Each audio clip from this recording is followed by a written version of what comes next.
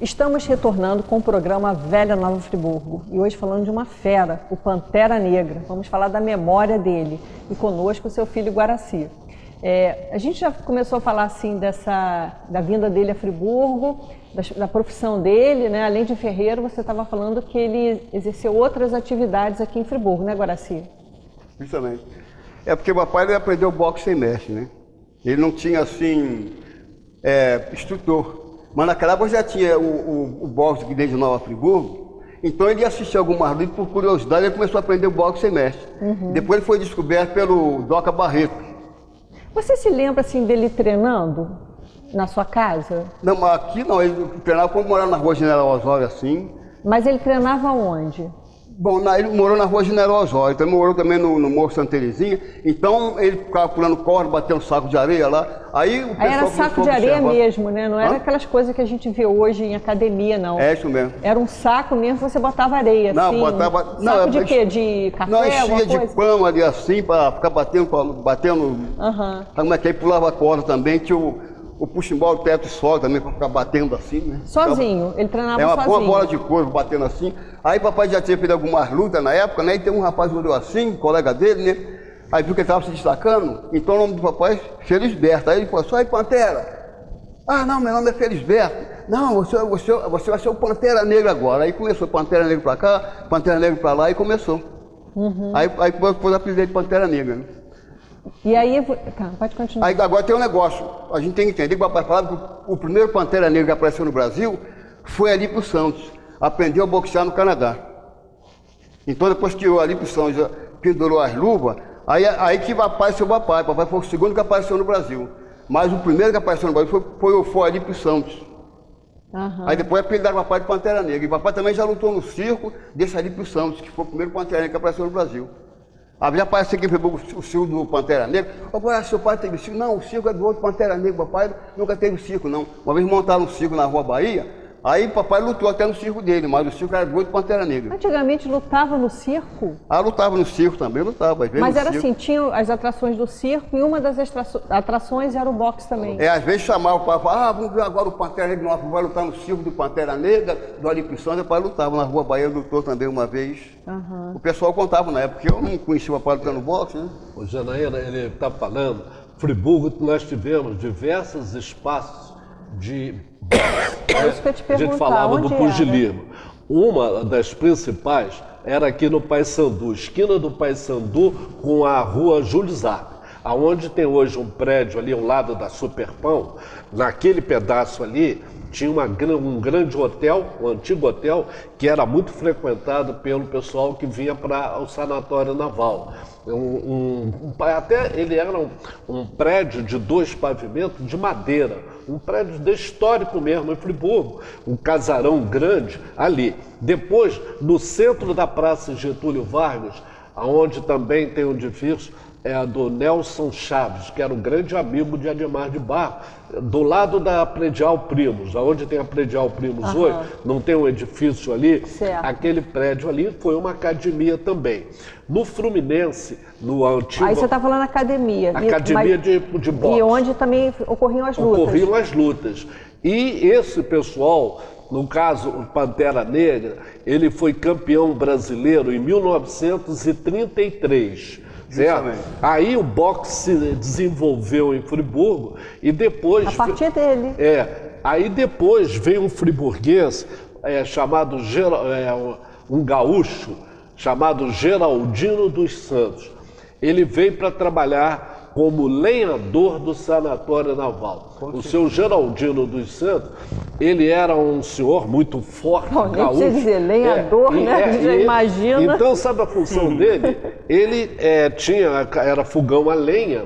Então, o seu Geraldino era o responsável por pegar aquelas toras de madeira e preparar para ir para o fogão. Esse seu Geraldino, ele era um grande desportista, pai de diversos friburgueses que se destacaram também, Neném, Romero, Tânia, Melva, Olívia, tudo isso era filho de Geraldino. E também foi outro grande lutador de boxe. E Geraldino, então começou a fazer o que ele falou. O pai dele não teve treinador. Geraldino começou a preparar. E nós tivemos um aqui que chamava-se Manelzinho Barbosa. Com certeza. Manelzinho Barbosa morava aqui na Olaria, ali pelo bairro Bela Vista.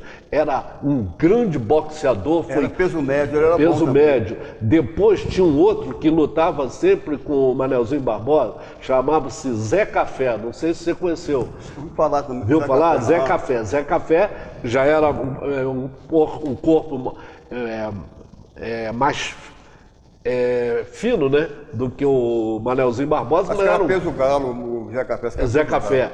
Então, o boxe de Friburgo se destacou muito. Isso tudo foi quase que ao mesmo tempo? Ao mesmo tempo, numa década de 40 para 50. Todos esses despontaram, esse destaque, né? Uhum. E realmente o Guaraci, daqui filho do Pantera, ele também, como ele comentou, ele começou a lutar. Certo? Já, né, ele hoje, você tem 68, né? 68. Guaraci. Guaraci hoje tem 68 anos. 68. E há mais ou menos o que? Quando você tinha o que, uns 18, 20 anos, você lutava, Guaraci? Ah, não, eu comecei a treinar, mas eu estava com uns 15 anos, assim, mais ou menos. Ah, é? Aí você já treinava, né? Quando estourou a guerra do Vietnã, eu estava com 15 para 16 anos, mais ou menos. Então, eu me lembro. Ah, então. Mas então, eles realmente, o boxe teve um grande destaque. Interessante, né, que embora Friburgo tenha passado um período, nesse momento agora que nós vivemos, o boxe de Friburgo tem se destacado. Nós temos aí o Edson, o Juninho, o Marlon Moraes. O Marlon é um rapaz que vem se destacando. O avô dele chamava-se Walter Moraes.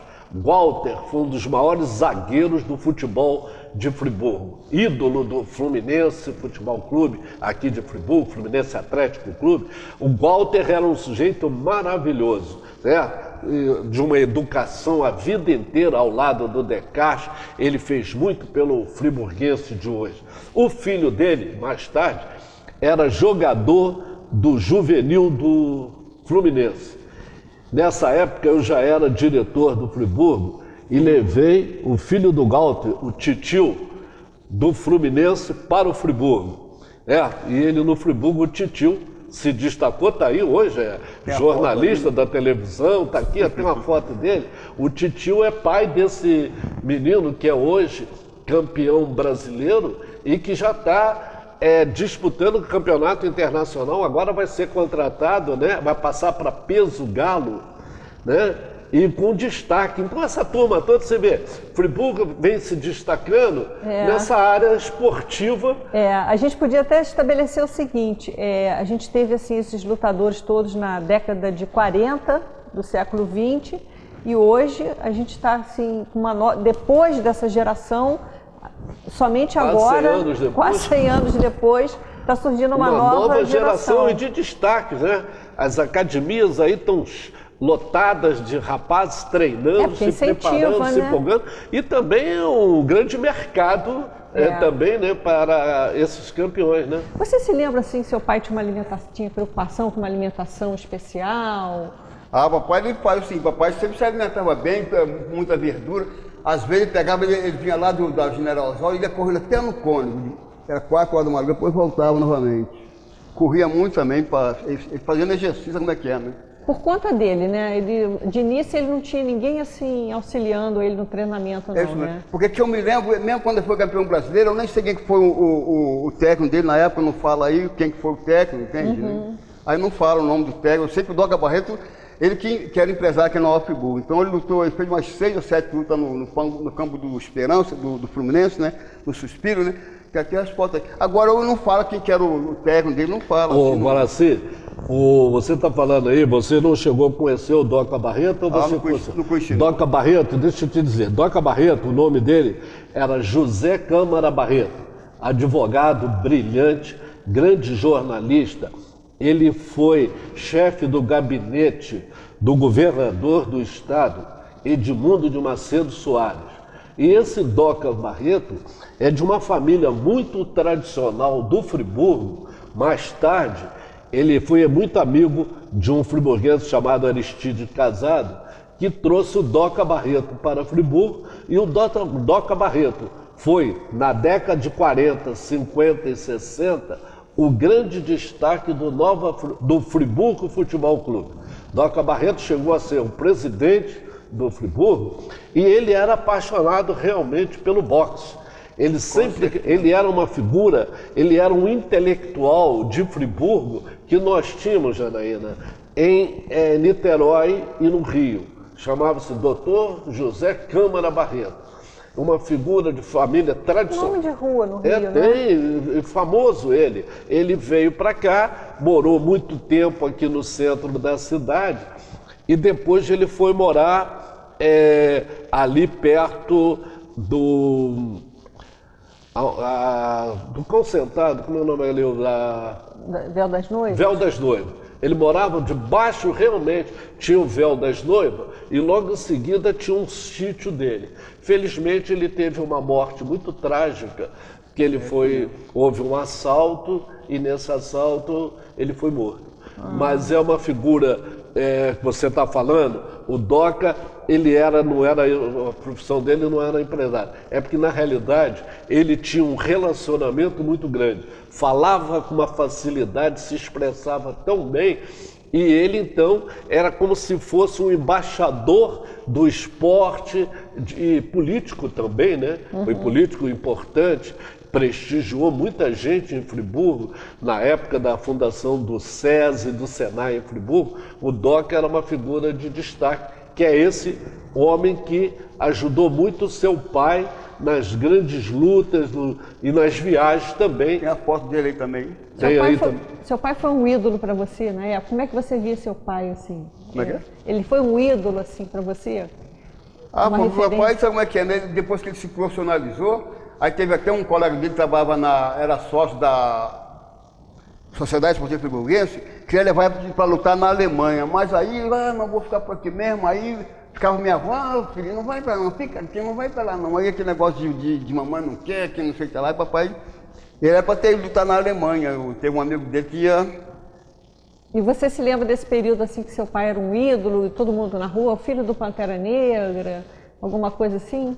Ninguém se mete com o filho do Pantera Negra, tinha umas brincadeiras assim na época? Não, mas aí geralmente isso acontece, o pugilismo educa a pessoa. Tem um amigo meu, o Gesiel mesmo, que é da academia de boxe, diz que ele gosta muito de brigar na rua. Tinha outro rapaz também que lutava com a gente, mas quando ele brigava muito na rua, depois que começou a aprender o boxe educa, aí você muda completamente o seu comportamento. Pelo contrário, você evita no seu dia a dia uma briga, né? Então, embora eu nunca briguei na rua, mas quando a pessoa falava, luta boxe, mas tinha muitos cabeças que brigavam na rua, quando lutar boxe, depois começou a treinar o boxe educa a pessoa, aí a pessoa tem um outro comportamento, um novo ângulo na vida. É interessante. Geralmente todo mundo que tem uma luta marcial não briga na rua, é muito difícil. Não. É justamente o contrário, né, do que se imagina. Apesar da gente ver no noticiário aí umas pessoas que se valem, né, desse treinamento, da sua condição física, para provocar briga em boates aí, né, a gente vê algumas coisas. Mas quando ele tem, assim, uma coisa mais profissional, é o que você falou, né,